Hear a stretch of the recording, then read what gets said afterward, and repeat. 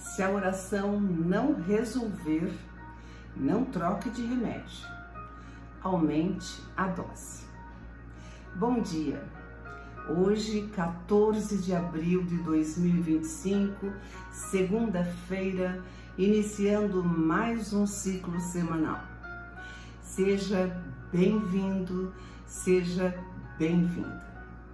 Então, se a oração não estiver resolvendo, você não deve trocar de remédio, mas sim aumentar a dose.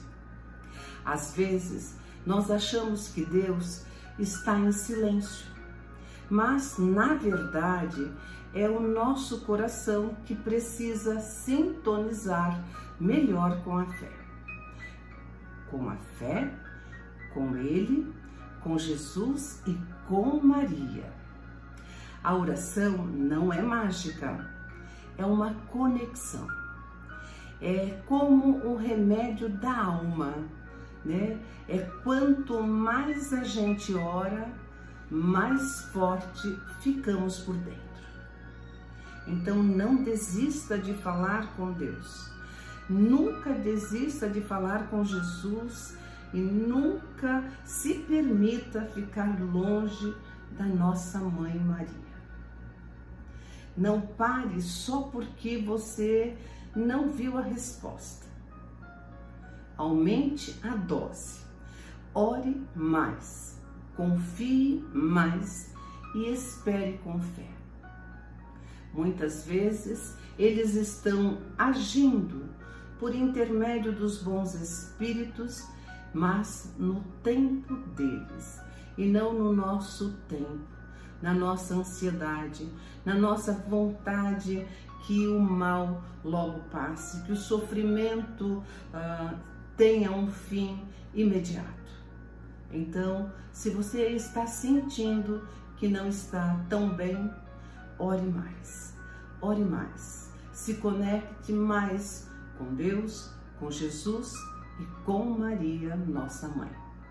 E neste momento nós pedimos a presença deles e a dos bons espíritos, para que nos assistam, nos ouçam e que vão nos encaminhando para o melhor caminho.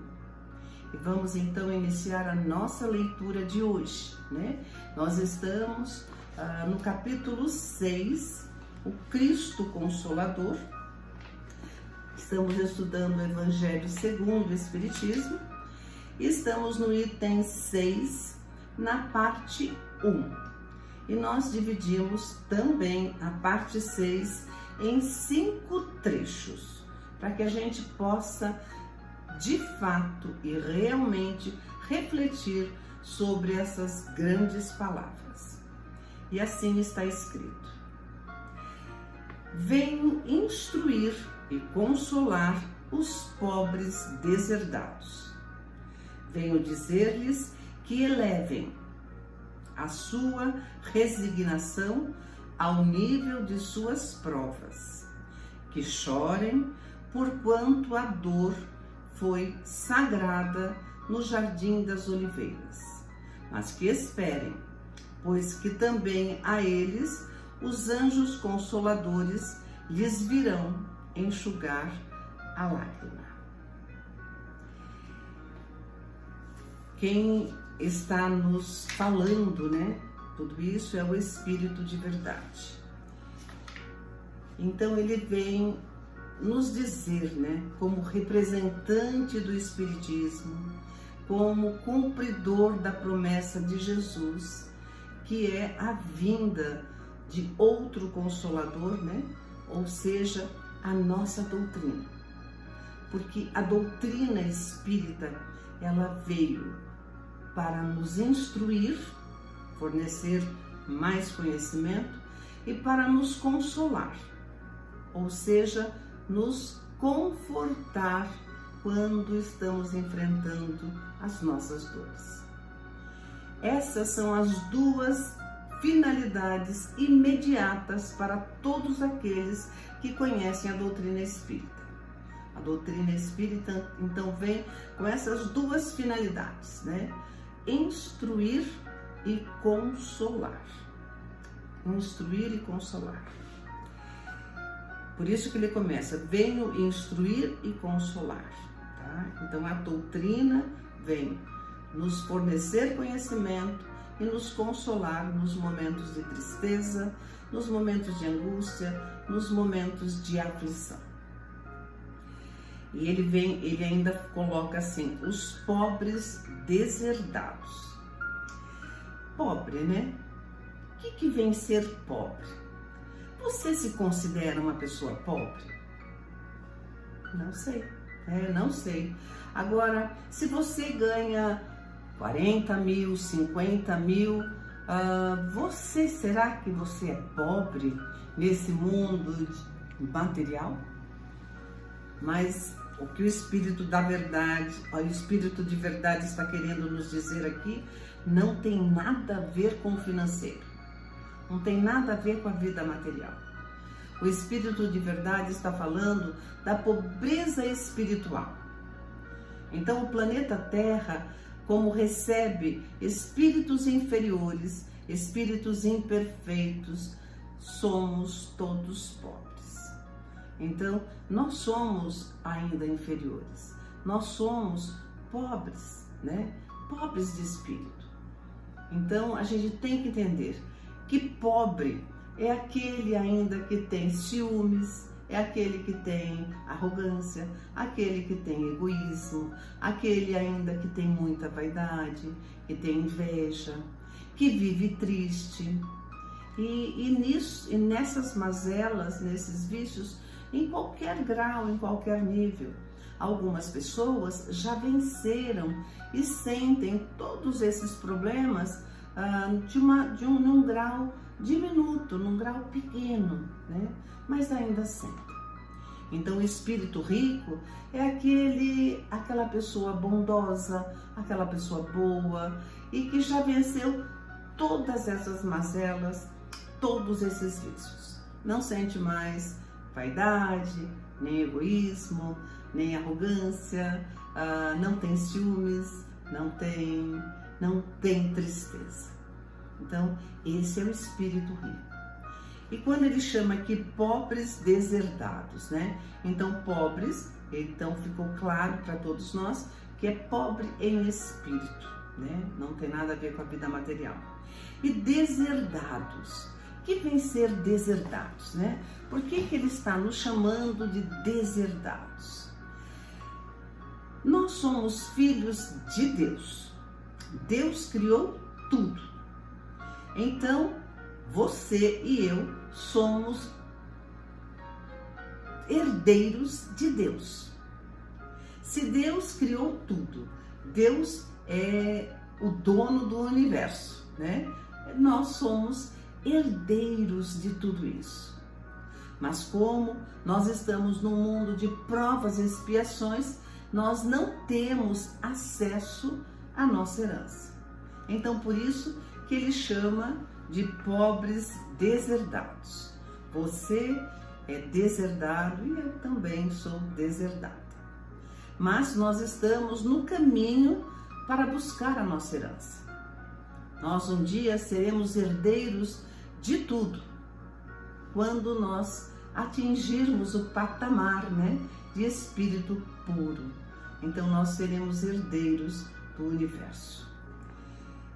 Ele também vem aqui pedir para nós que elevem a sua resignação ao nível de suas provas. Então nós temos que elevar a nossa resignação de acordo com o tamanho da nossa dor, com o tamanho do seu sofrimento, com o tamanho da sua prova. Então, se a sua prova tem um nível 5, você tem que elevar a sua resignação, a sua tolerância, a sua boa vontade no nível 5. Se a sua prova estiver mais dolorosa, mais sofrida, mais penosa, e ela está no nível 10, você tem que elevar a sua resignação no nível 10. Porque ninguém tem a cruz mais pesada que possa carregar. Assim disse Jesus. Então, quando nós temos uma prova, nós temos uma cruz pesada, é porque nós temos forças, é porque nós temos coragem para enfrentá-lo. Então, se o problema X chegar na sua vida, é porque você, com certeza, dá conta. E aqui também ele fala assim, porquanto que chorem, né? Que nós podemos chorar, porquanto a dor foi sagrada no Jardim das Oliveiras. E quem que sofreu no Jardim das Oliveiras? Quem que ficou realmente no momento de sofrimento no Jardim das Oliveiras? Foi Jesus.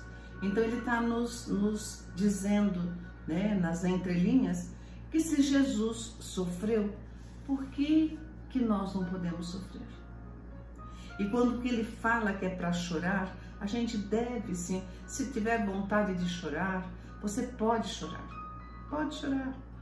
mas também ele nos dá a certeza, né? Ele nos dá a certeza com a frase que os anjos consoladores lhes virão enxugar as lágrimas.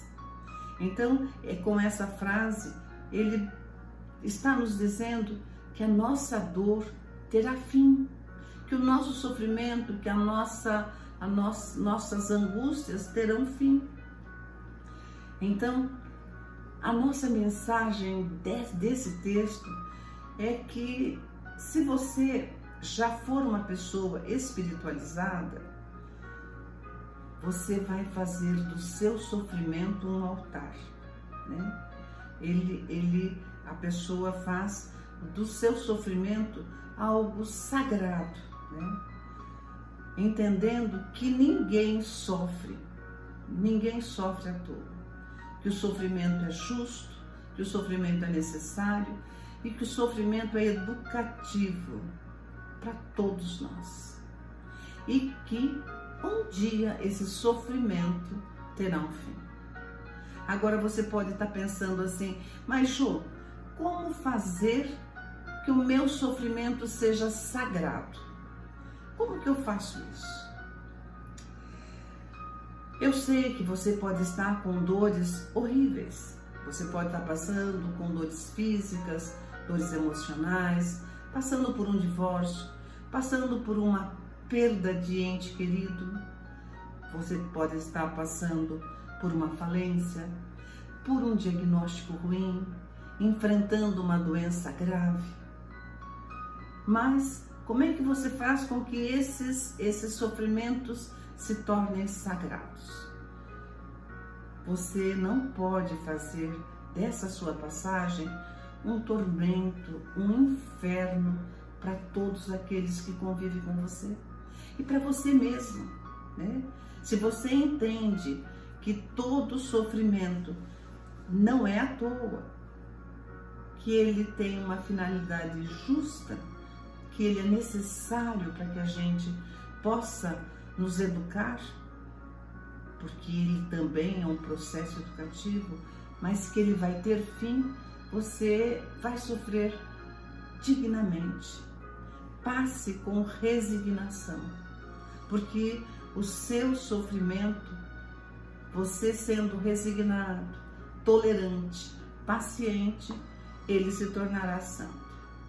Então, não prejudique ninguém, não ofenda, não perturba, não fale mal das outras pessoas. Nunca se revolte contra Deus, contra Jesus e contra Maria, nossa mãe. E também contra a vida. Não se revolte. A vida é uma oportunidade de nós estarmos aqui para que o nosso espírito cresça, amadureça, se torne maior e melhor espiritualmente. E também, mesmo que a sua dor seja a dor mais sangrenta e mais profunda que você esteja passando, Deus, Jesus, Maria e os bons espíritos estão com você. Nunca se sinta sozinho ou sozinha, porque eles estão aí com você. E nesse momento, te convido para mais uma oração, para que você fale diretamente com Deus, com Jesus, com Maria, através desta conexão. Nós podemos, através da oração, se conectar com esses seres tão especiais. Fale das suas dores, fale do seu sofrimento, fale das suas dúvidas, das suas questões que você não entende, do seu medo, do seu pânico, da sua vida atormentada. Peça para eles luz, peça a eles que você tenha mais clareza para enfrentar com dignidade as suas provas. Peça a eles para que você tenha mais coragem no convívio com o seu sofrimento. Agora, meu irmão, minha irmã, se você estiver num momento bom, se você estiver num dia de calmaria, agradeça. Nós precisamos sempre louvar, depois agradecer, depois pedir e fazer a nossa parte, que com certeza seremos atendidos. Nunca se esqueça daquele amigo, daquele parente, daquele seu colega que você vê que não está bem. Ofereça seu ombro, seu ouvido, a sua mão. Ajude-o neste momento difícil. Faça com que este momento, este nosso encontro chegue para mais pessoas. Ofereça o nosso endereço www.orandosemprebem.com. Se você estiver precisando de oração ou se souber de alguém que precisa dela, coloca o nome aqui embaixo. Nós estaremos orando, reforçando esta oração para esses pedidos. Faça também desse momento um Evangelho do Lar. No seu lar, na sua casa, divida esse momento com as pessoas que convivem, que dividem a vida com você. É muito importante, é bom demais, porque melhora os relacionamentos. Agradeço a você que já compartilha o nosso momento com seus amigos, com seus parentes, e fica aqui a nossa gratidão eterna. Te espero amanhã às 7h07 para mais um encontro. E orar é a única maneira de você estar sempre bem. Bênçãos divinas para a sua vida. Fique bem e até amanhã, se Deus quiser. Um beijo do meu coração para o seu coração e até!